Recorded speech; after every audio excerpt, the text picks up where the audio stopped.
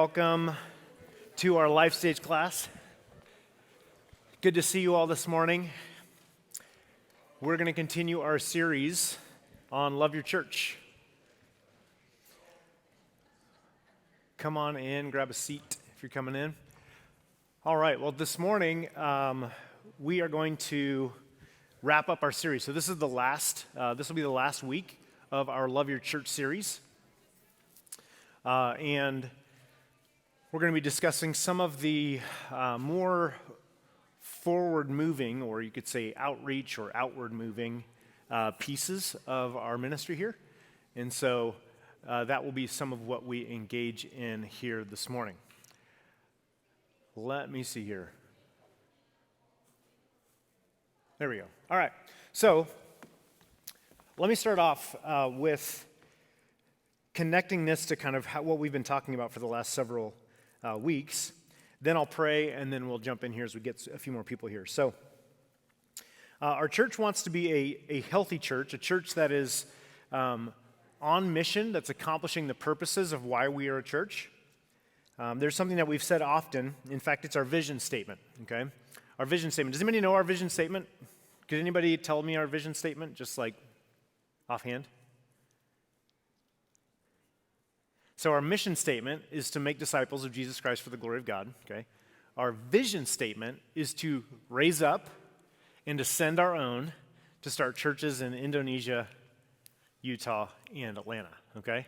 So our mission statement is to make disciples, and our vision statement is to raise up and develop those disciples so that they can be launched and sent to go and establish new churches in other areas, okay? So do you see the connection between the mission and the vision? Okay, they are connected. Mission is given to us by God, okay? We cannot sidestep the mission, all right? If we sidestep the mission, we're no longer functioning as a church which God intended us to function as, okay? We don't get to decide our mission, okay? Our church can't, the leadership can't say, hey, we decided that this is going to be our mission, and it'd be something different. Our mission is given to us by Jesus, and that's what we do. So that's what we are trying to accomplish. Our vision is more of how are we going to implement that, okay? How are we going to accomplish this mission right now in this context and for this season, okay? And so that's where our church's vision statement could change, right? We could change a target area. We could change a strategy, but our vision right now is to raise up and to send our own to establish churches in those three areas, okay? Okay. Now,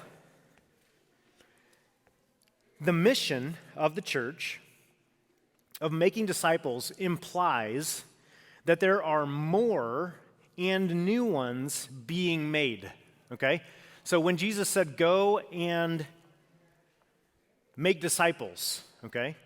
Go make disciples, implicit in that is this idea of new ones and then more or better, you might say, maturing ones, okay? So making disciples implies multiplication. So multiplication is part of the DNA of a gospel-centered church. And so it is right for us to think of ourselves, okay, as a group of people who are engaging in the multiplication process, okay? Are you guys following me?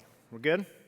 Okay, that's part of our mission, and then our vision is how we've implemented that by being a launching church or a sending church. So in other words, Lebanon Baptist Church does not want to, we are not seeking to try and grow to 4,000 people, okay? We're not trying to become a huge church, okay? In our long-term planning, even for the building, right, we had a big, I don't know what they called it, planning time to think through the building in its long term, okay? There was no 4,000 seat auditorium in that plan, okay?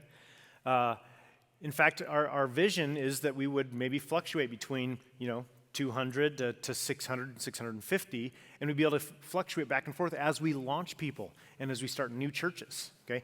That's been our plan, our vision, even for a number of years, at least a decade for me being here, but I know it was that way before too, okay? So we're not trying to become a huge church. We're not necessarily just trying to pull people in, but we're trying to launch people.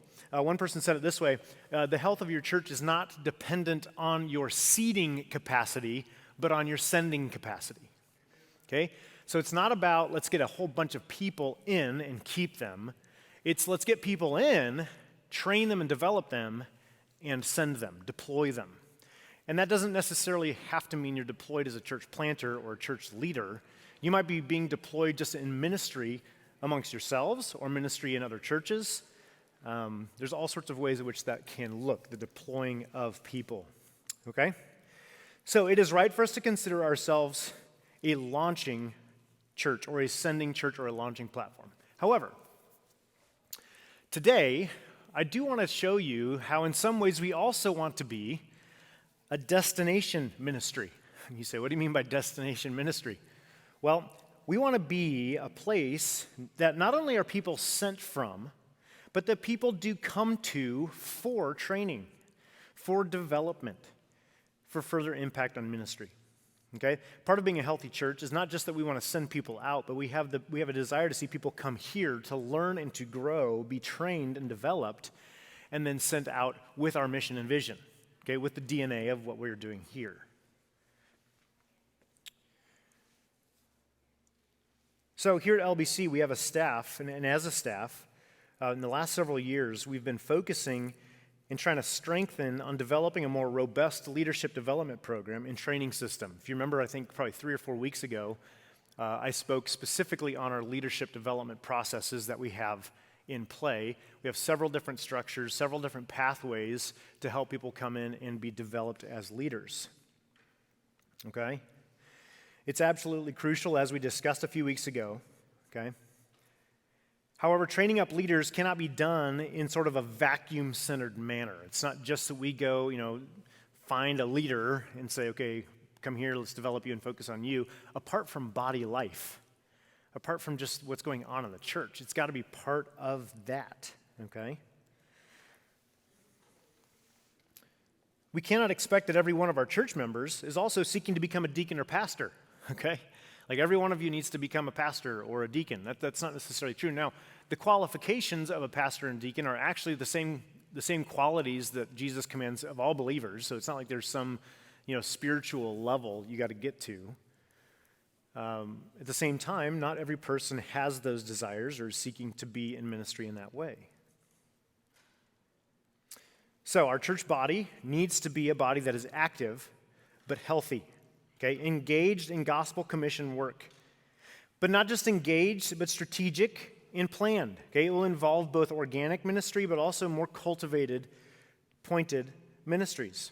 Okay, so what I want to talk to you about this morning then are some specific ministries that we have as a church that are pointed, okay, that are aimed or cultivated at helping us be a healthy church that's on mission and helping us with our vision of being a launching and sending church. Okay? That was a lot of introduction, but I want to establish it in connection to our mission and vision, okay? So Impact Atlanta is kind of the broad umbrella of what we're going to talk about today. There's 3 aspects of it we'll get into here in just a minute. Okay, so why? We've just covered some of this. Why are we talking about this, and why is this part of our church? Well, the Great Commission demands active obedience. Simple, right? All of us, this is probably an area of conviction for all of us. We all are convicted by this, but it should also be an area of energizing, okay? If we're not engaged in multiplication work, we're not engaged in Great Commission work. And if we're not engaged in Great Commission work, we're not engaged in the mission of the church. That's why we exist. That's why we're here. So the Great Commission demands active obedience, but also I want to tie it to another one. That is this: the Great Commandment also demands zealous effort. Okay, what is the Great Commandment? Do you remember how Jesus answered this question? Love the Lord your God with all your heart, soul, strength, might, okay? And love your neighbor as yourself. Okay, well, if we're going to do this, who's your neighbor? Well, Jesus answered that question too, okay? But specifically, I am talking about your neighbors in the sense of those who are geographically connected to you. People you work with, people you work out with, people you eat with, you do sports with, you live near, okay, they're near you. And there's a lot of lost people in Atlanta. There's a lot of lost people in Roswell, in Canton, Woodstock, okay, that need the gospel So again, we should be connected into Great Commission work because we love God and we love people. Right? And that's why we're talking about Impact Atlanta, okay? That's why we're talking about what we're talking about today. I don't want to lose that connection. If we lose that connection, then we could possibly stray off into some cool mechanism and lose focus of why we're doing what we're doing, okay? All right, so a few principles here. Healthy disciples make new disciples. Healthy churches plant churches.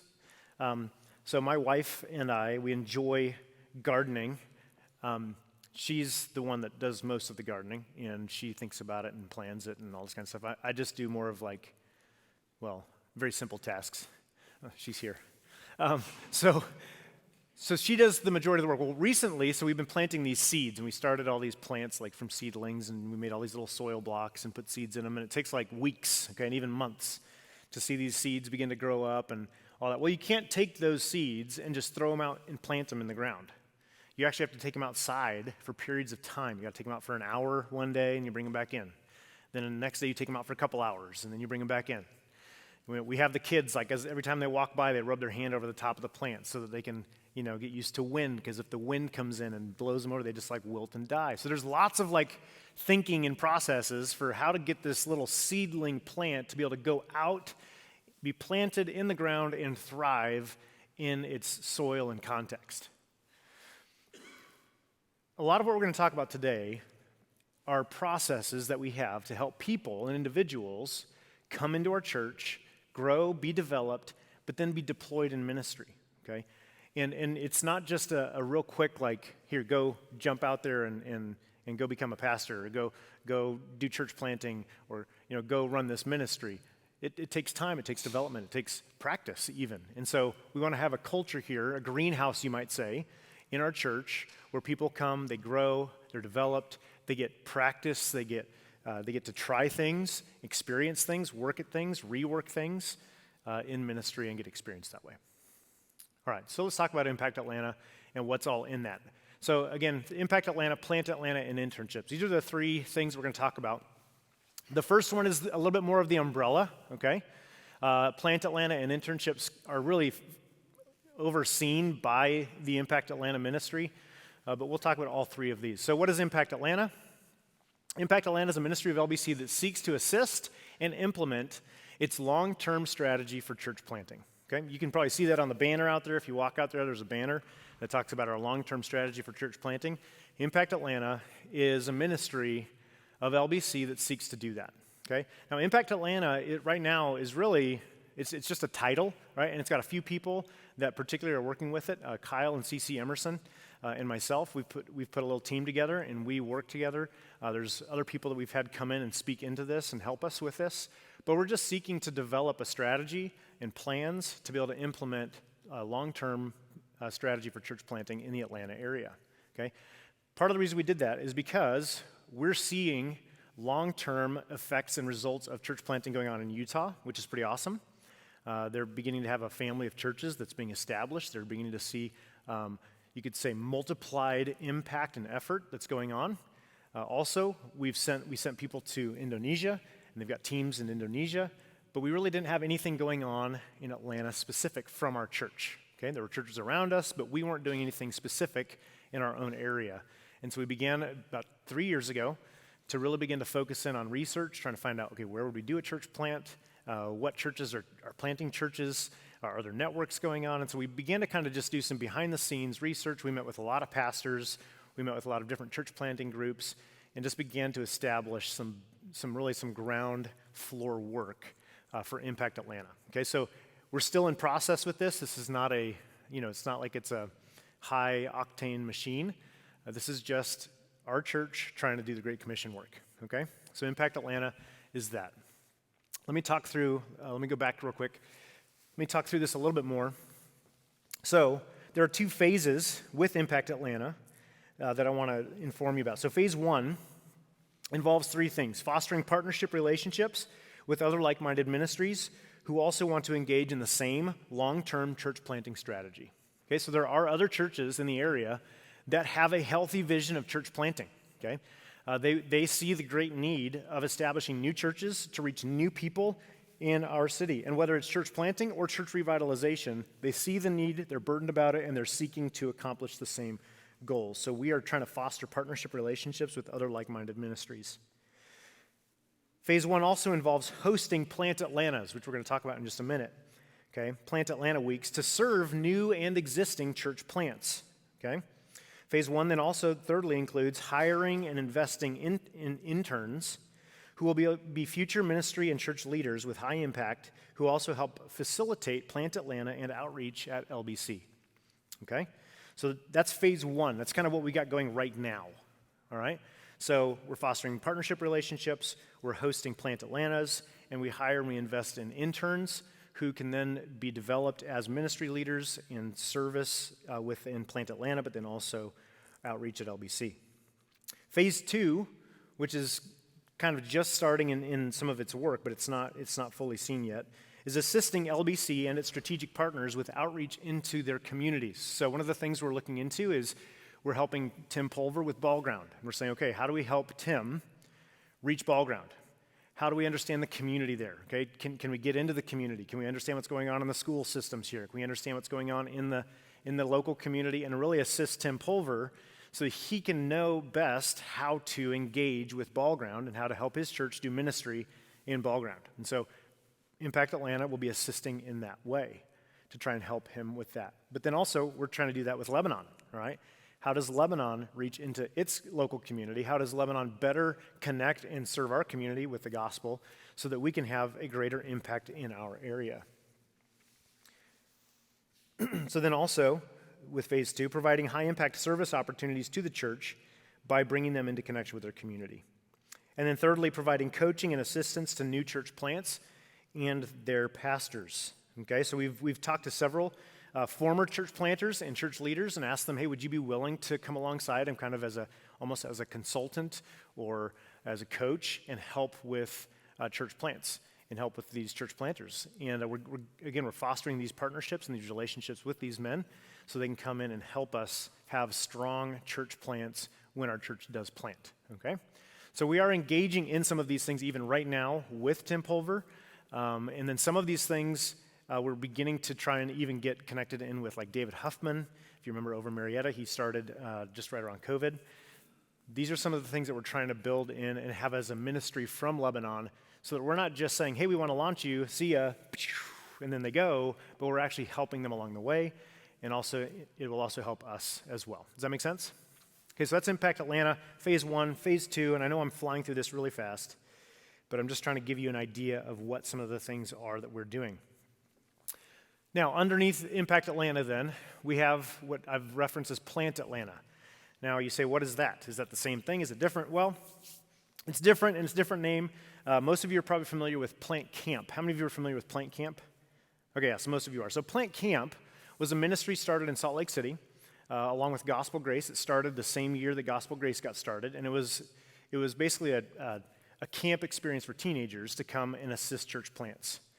And so last year, we decided that, hey, if we're going to start doing church plants from Lebanon, why don't we start building the same idea of a plant camp, and let's see how this goes. So last year, we kind of did a pilot system with it, and we ran a plant camp, and we helped David Huffman over in Marietta. And so what we did is we had teens come, and they spent a week investing in the church plant over there in Marietta with David Huffman. It went really well. The interns that came in last summer helped facilitate it, helped run it, and overall it went really well. It was a great success. And so this year we're doing it again, and so we have 1 week in particular. We're potentially going to have 2 weeks, but it looks like we're going to have a weekend and 1 week that we do focused effort into Ball Ground. Okay, and so let me tell you what it is. It's an immersive church planting experience for youth and young adults. Think of like a Christian camp. How many of you have ever been to a Christian camp or ever sent your kids to a Christian camp? Okay, quite a few of you. So Christian camping experiences usually involve, going to a location and you stay in cabins or dorms or wherever you stay, and you have a high word intake. So usually there's 2 or 3 preaching times a day, but then there's all sorts of games and activities and lots of fun. So you're your cabin and your teams and things like that. They get together and they go out and they do hikes and whitewater rafting and challenges, and they do all sorts of things. They play games, and there's all sorts of fun things that they engage in, along with getting a lot of the word, okay, poured into them. That's kind of the Christian camp experience, okay? Then there's also teen mission trips. I don't know, how many of you have ever been on a teen mission trip?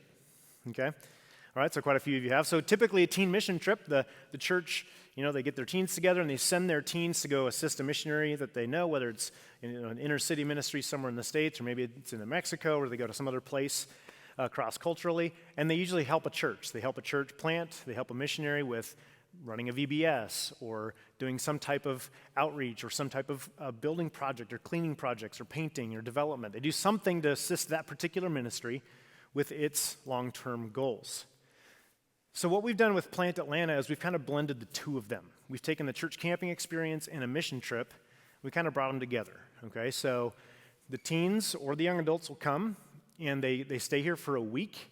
They don't stay here at the church, but they secure their own housing. They stay for a week. We provide the whole program. So there's 3 times where they get preaching. In the mornings, they go through an expositional series that we'll do. So this year, we're doing Romans chapter 6.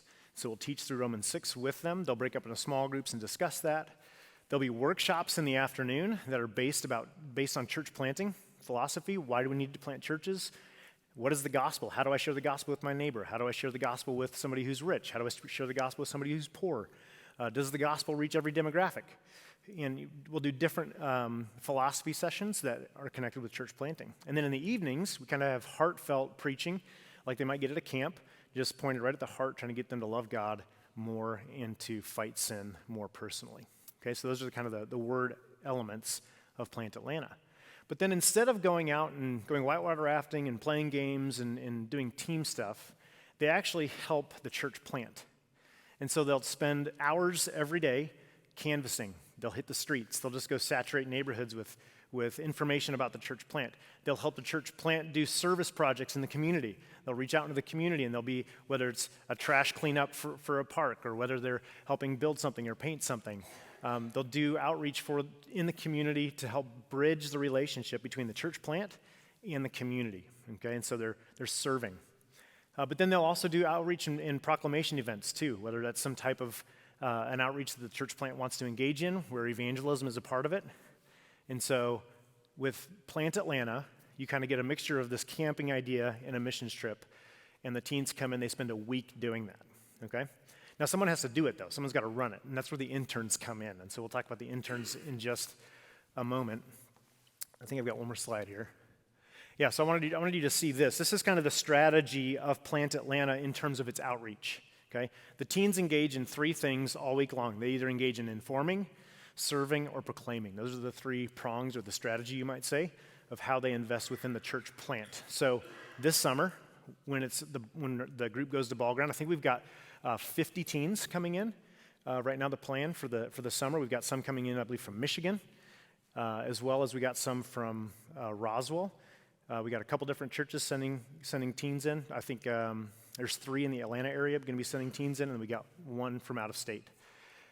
They'll be sending their teens, and they'll engage with ball ground. They'll spend the whole week just ministering up at ball ground. And so they'll inform. They'll be passing out lots of literature about Ball Ground Community Church. They'll serve the community. Tim and I have been working on exploring ways and venues of how we serve the community, whether it's helping with the elementary school that needs work or what it is, but we're developing that currently. And then proclaiming, they're going to have some outreach opportunities as well that the teens will help facilitate and run. So that's what Plant Atlanta is, okay? And so that's the goal there is to, again, expose youth and young adults to church planting and to disciple them and to help them in thinking about living on mission within a church plant or within a local church context. Okay? And so then lastly, our internships. What is it? Well, it's an intensive discipleship experience for college and grad students who desire to gain ministry and leadership experience within the context of a local church. Okay, so we want to bring in these interns, not just so that they'll run our programs for us. It's helpful for them to run Plant Atlanta and helpful for them to do those things. But primarily, if I can just be honest with you guys, which I think you guys would hope I'd be honest with you, I want to disciple these guys. We want to disciple these college students. and pour into them and get hours of time with them in the Word. I mean, I even kind of jokingly tell them, hey, we're going to hire you and pay you so that I can disciple you, okay? Because that's the goal. The goal is that we'd get intense relationships and time with them in the Word so that they can love Jesus and serve Him with their whole heart. Whatever they do, whether or not they're in ministry long-term or not, we want them to love Jesus more and be effective. And so that's what the internship program is. Okay? And so the interns will engage in all sorts of variety of actual work. They'll help run and facilitate the Plant Atlantas, which usually there'll be anywhere from 2 to 3 of those each summer. I don't think we want to get into a whole doing a whole summer of Plant Atlantas where we're just totally engaged in running those teen camps. I think we want to do maybe 2 or 3 a summer. But then also get intensive and in-depth discipleship with pathways into future ministry and training and development programs at Lebanon. But then lastly, the interns are going to help Lebanon with its mission and vision locally. Okay, outreach, again, using that same grid, serve, inform, proclaim, and reach Roswell. So the interns are actually going to come in. When they come in, they're going to help facilitate some of our outreach as a church. They're not going to do it for us. We don't, subcontract out our evangelism to other people. Okay, but they're going to come in and serve our body and help us do outreach. Okay, I'll just give you one example. We're going to go through these next week in the main service. We'll talk about these further. But one thing they're going to do, each intern is going to be helping people who want to do community cookouts in their neighborhood. Okay, and so if you desire to reach your neighbors, you're like, hey, I want to figure out how to reach my neighbors. Well, the interns are going to be trained and ready to help you to facilitate a cookout in your neighborhood. They'll help you with designing a flyer, a little something to pass out to your neighbors.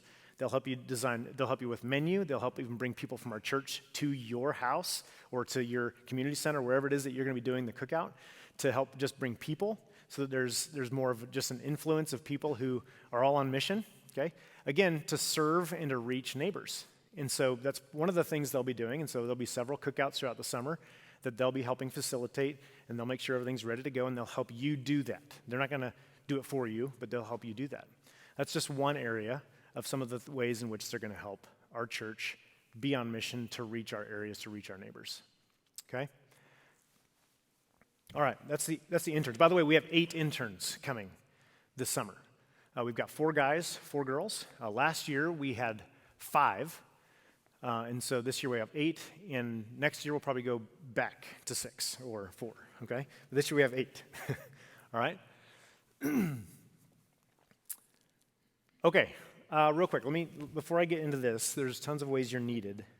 Let me make sure I've covered all my stuff here. Okay. How can you get involved? There are so many ways you can get involved, okay? Because, again, as I said, these are all kind of just beginning. They're not really high-octane, well-greased machines yet. These are just programs that we're using right now to help us with our strategy. So we need lots of help with this. We need help from people who just say, hey, I want to get with an intern. Can I take an intern to lunch? On a Sunday, can I take 1 or 2 of the interns out for lunch and just spend time with them? They need relationships. They're going to need community within this body. I don't want it just to be that the interns have their little huddle and they hang out together all the time. I want them to be kind of diffused within the church, learning from our church, growing in relationships and connection with our church. And so we need people who would say, hey, I'd love to sign up, and we'll give you opportunities, but I'd love to sign up to take an intern out for a meal, or hey, I'd like to participate in some of the programs that they've got going on. I'd like to do an outreach and have them come and help me do that. We need people who would engage just in the ministries of the church, and that will be a help in some of these areas. But we also need areas of administrative help and communications help. So I have an entire page. We don't have time to go through it. I have 20 different needs listed. Some of them are needs that are people needs, and then some of them are project needs, like, hey, I need someone who can think through this for me or think through that, okay? But we need people who would engage and help us with this, who buy into the vision of it, who see the need for it, and want to jump in. Primarily, some of the areas that I will mention is that we need people who would help with the administration of this, okay? We need a communications manager. We need someone who's going to say, hey, I will handle the communications, and I'm willing to put in, for seasons of the year, for whether it's 2 or 3 months, I'll put in 2 to 3 hours a week with communications, and I'll figure out how to help with communications between interns and churches and church plants and connecting people with people and just helping facilitate some of these things. We need a communications manager, someone who jump into those types of roles. We need people who would invest in discipleship. We kind of need like dorm parents for the interns, okay? Now, we have them this year because we've got the interns. They're staying at the Sturgis's house and the Emerson's house. And so I've got some ladies and some men who have volunteered and are willing to kind of step in and kind of be, you could say, almost like dorm parents, okay, and just see how they're doing, check in with them regularly, take them to meals and spend time relationally helping them with just figuring out life in Atlanta. But again, we'll need those every single year. We need people who can do graphics design, people who want to help with social media. We need people who want to help with schedule coordinating. Again, all sorts of different things that we are in need of. We need a food coordinator, someone who's going to help with different meals, helping us not just for the interns, but then for Plant Atlanta with figuring out the meals for when is the church engaging with meals as well as the teens and things of that sort. So there's all sorts of ways that you can get involved. We'd love for you to jump in. So if you have any desires to get involved in some of these things, please let me know. We can always use you, okay? Overall, though, what do we need? Well, we need our church to be engaged in mission, okay? So as I mentioned earlier, we can't hire out our mission to interns or to a resident that's going to come, or even to the pastors and say, pastors, you guys do ministry. That's not what the church is supposed to engage in. All of us have been called to engage in the Great Commission. All of us have been called to multiply.